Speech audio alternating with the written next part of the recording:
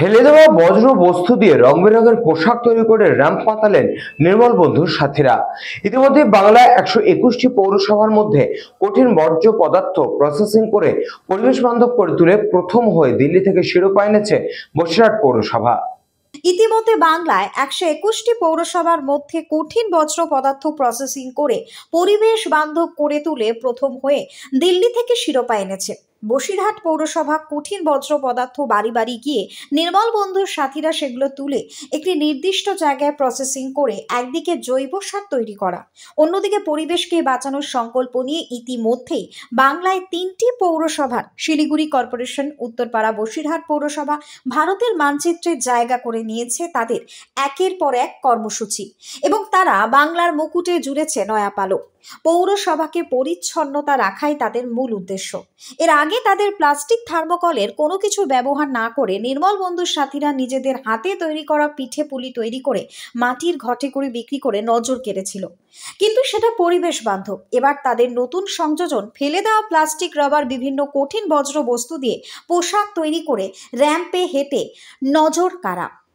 কল্যাণ নির্মাণ বন্ধুর সাথীরা ফেলে দেওয়া নিজেদের হাতে তৈরি করা পোশাক পরে পেশাদার মডেলদের মতো ফ্যাশন শো করে সমাজের বুকে দৃষ্টান্ত রাখলেন এই নির্মল বন্ধুর সাথীরা, যাদের প্রতিদিন ভোরবেলা হলেই বাড়ির সামনে বাঁশি এবং ঘন্টা বাজিয়ে নোংরা আবর্জনা তুলে নেওয়া কাজ।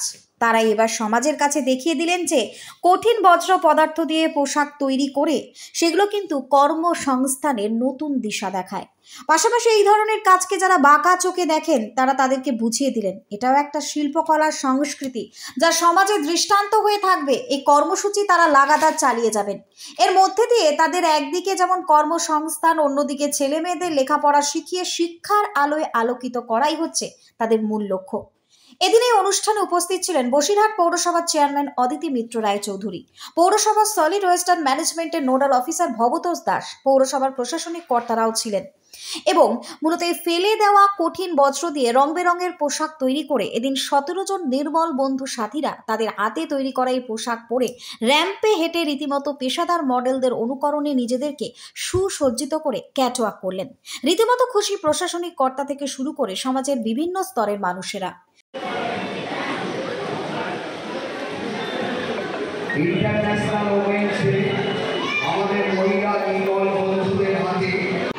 প্রথম বার্তা তো আজকে উমেন্স ডেতে যে মেয়েরা দুর্বল নয়, আমরা সব পারি। আপনারা দেখেছেন যে আমাদের যে মেয়েরা হেঁটেছে ম্যাক্সিমামে কিন্তু এজ হয়ে গেছে। তারা কোনোদিন ভাবেনি যে এইভাবে এরকম পোশাক পরে মানুষের সামনে আসা যায়। তাদের কারোর ছেলে হয়তো চাকরি পেয়ে গেছে, কি গ্র্যাজুয়েশন করছে, ছেলে মেয়ের বিয়ে হয়ে গেছে, এরকম এজের মহিলারাও কিন্তু আছে। তো সেই জায়গা থেকে মেয়েদের মনের জোরটা বাড়ানো, এটা তার একটা রাস্তা আমার মনে হয়েছে। আর আমরা তো আমাদের মেয়েরা বাড়ি বাড়ি যে নির্মল সাথীরা যখন প্রথম আমরা নোংরা কালেকশন করা শুরু করি, খুব একটা ভালো ফিডব্যাক এরা পায়নি। সত্যি কথা বলতে খুব খারাপ ব্যবহারই মানুষের কাছ থেকে পেয়েছিল।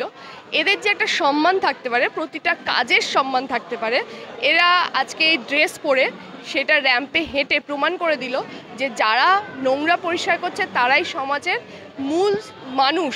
তারাই মানে সমাজের কাছে তারা না থাকলে কোনো মানুষই সুস্থ থাকতে পারবে না, সুস্থ পরিবেশ আমরা পাবো না। তো এটা একটা বার্তা যে নোংরা থেকে কাজ করে তার থেকে যে সুন্দরভাবে নিজেকে পরিচিতি করা যায়, নিজেকে সমাজে একটা সম্মানজনক জায়গায় দাঁড় করানো যায়, এটা তার ছোট একটা বার্তা। বিষয়টা হচ্ছে আমরা যারা কাজ করি তারা তো ময়লা নিয়ে সারাদিন ঘাটাঘাটি করছি, তো মানুষের মনের মধ্যে এই যে কনজারভেন্সি শব্দটা শুনলেই মনে হয় যে গায়ে কাদা জল নোংরা একটা মানুষ। কিন্তু যারা নোংরা পরিষ্কার করছে সহজে, তাদের যে মন এবং ড্রেস কতটা সুন্দর পরিষ্কার, সেটাই প্রথমে প্রমাণ করার জন্যে আমরা আমাদের সলিড ওয়েস্ট ম্যানেজমেন্টের সমস্ত কর্মচারীদের আগে ইউনিক ড্রেস করে সবাইকে সাজিয়েছি।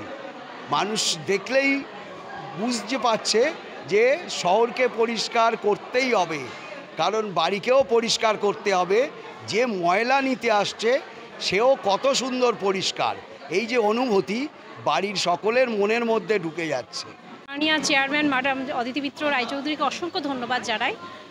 উনি আজকে এরকম একটা কর্মসংস্থান আমাদের মাঝখানে এনে দিয়েছেন বলে আমরা এতগুলো নির্মল সাথী আজকে এই কর্মটা করছি, এবং এই কর্মটা যে এতটাই ভালো, প্রথমে আমরা অনেক কষ্ট সহ্য করেছি, যেটা ভালো কিছু পেতে গেলে অনেক বাধা প্রতিকূলতা আসে, তো বাধা প্রতিকূলতা পেরিয়ে আজকে আমরা কিন্তু সামনের দিকে এগিয়ে চলেছি এবং এখন আমরা নিজেরাই স্বনির্ভর হচ্ছি, সেটা আপনারা দেখতে পাচ্ছেন। আমরা যেমন পিঠেপুলি উৎসবটা করেছিলাম, এটা আমরা নিজেরাই বানিয়েছি, নিজেরাই সেল করেছি, তাহলে এখান থেকে আমাদের কিন্তু সোর্স অফ ইনকাম চলে এসছে, আমরা নিজেরা স্বনির্ভরের একটা কাজ করলাম। আর ওয়েস্ট আমরা যেটা ওয়েস্ট বলি, আজকে কিন্তু আমাদের কাছে ওয়েস্ট বলে জিনিসটা নেই, আমরা প্রত্যেকটা ওয়েস্ট দিয়ে কিছু কিছু জিনিস বানিয়েছি। আজকে যে ড্রেসগুলো আমরা তৈরি করেছি প্রত্যেকটা সাথী, সেটা কিন্তু ওয়েস্টেরই একটা ভাগ দেখালাম, যে এগুলোকে ওয়েস্টের বলা যাচ্ছে না। আমরা যে আজকে র্যাম্প শোটা করেছি, আজকে আপনাদের মনেই হবে না যে এটা কোনো ওয়েস্ট দিয়ে ড্রেস বানানো, আমরা সুন্দর ফ্যাশন শো একটা মডেল করলাম এবং সুন্দরভাবে সেই ওয়েস্টগুলোকে ইউজ করেছি। ব্যুরো রিপোর্ট, নিউজ বঙ্গ টাইম।